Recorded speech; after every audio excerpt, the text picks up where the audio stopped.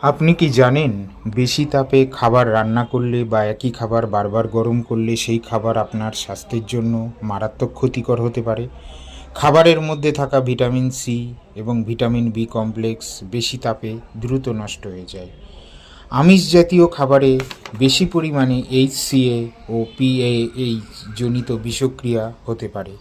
এমনকি একই খাবার বারবার গরম করার দীর্ঘমেয়াদী অভ্যাস আপনার শরীরে ক্যান্সারের ঝুঁকি বাড়াতে পারে।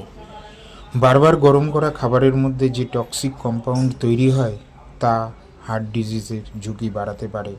একই খাবার বারবার গরম ও ঠান্ডা করলে তার মধ্যে ক্ষতিকর ব্যাকটেরিয়া দ্রুত বাড়তে থাকে।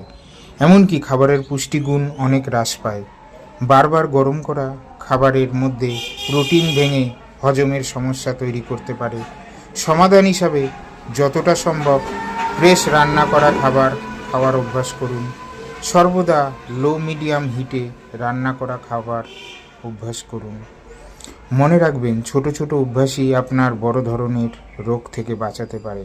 ভিডিওটি ভালো লাগলে লাইক, শেয়ার এবং কমেন্ট করুন এবং এই ধরনের আরও ভিডিও পেতে চ্যানেলটিকে সাবস্ক্রাইব করুন।